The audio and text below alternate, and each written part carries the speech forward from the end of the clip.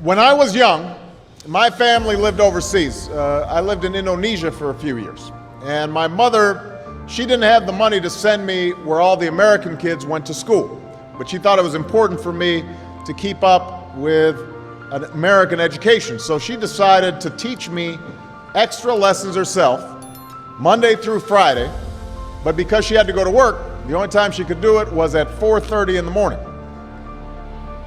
Now, as you might imagine, I wasn't too happy about getting up that early. And a lot of times I'd fall asleep right there at the kitchen table.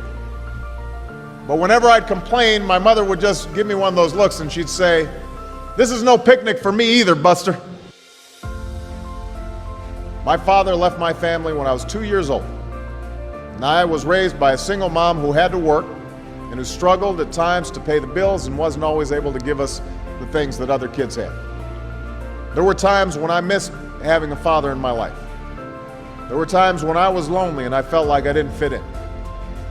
So I wasn't always as focused as I should have been on school. And I did some things that I'm not proud of. And I got in more trouble than I should have. And my life could have easily taken a turn for the worse.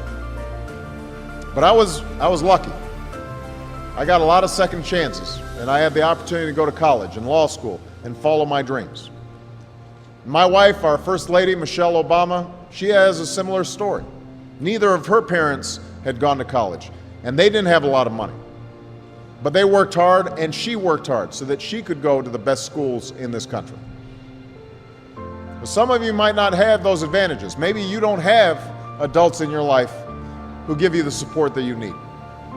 Maybe someone in your family has lost their job, and there's not enough money to go around. Maybe you live in a neighborhood where you don't feel safe, or have friends who are pressuring you to do things you know aren't right.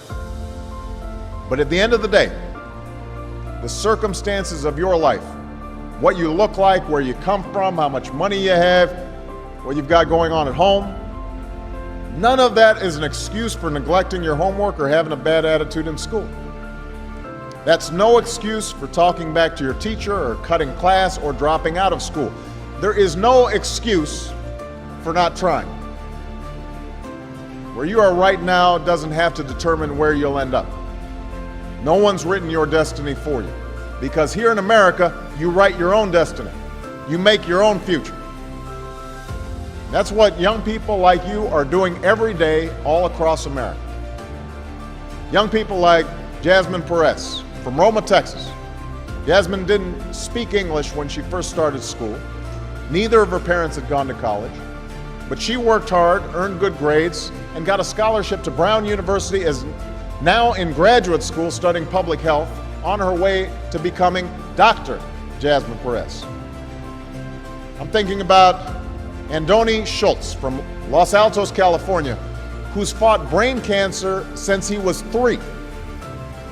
He's had to endure all sorts of treatments and surgeries, one of which affected his memory, so it took him much longer, hundreds of extra hours to do his schoolwork.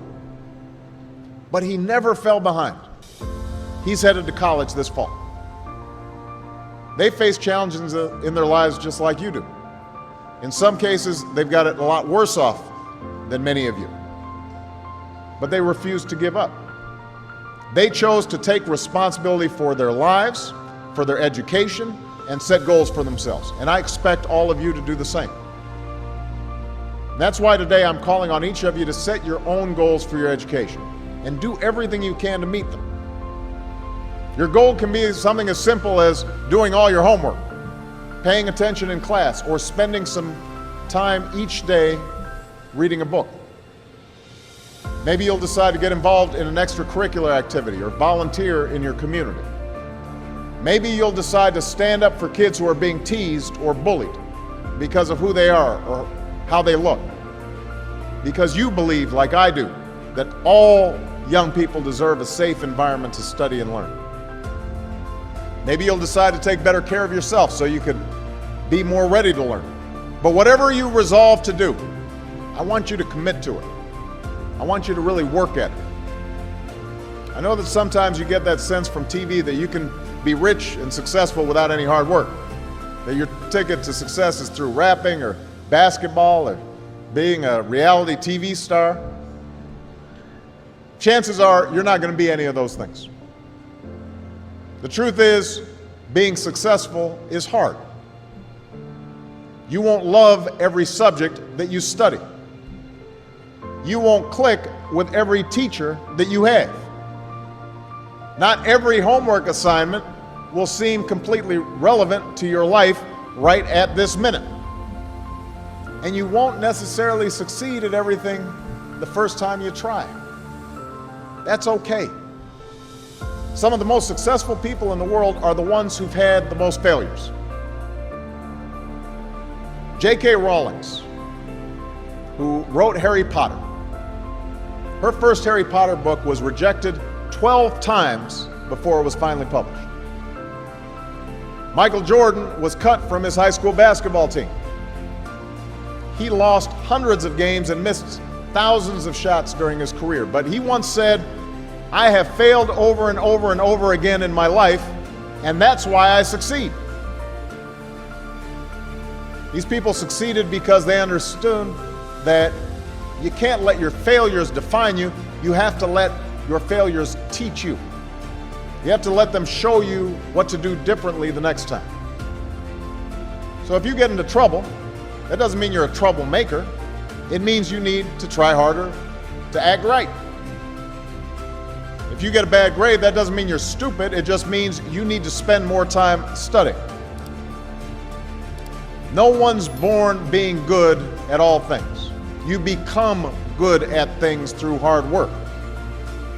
You're not a varsity athlete the first time you play a new sport. You don't hit every note the first time you sing a song. You've got to practice.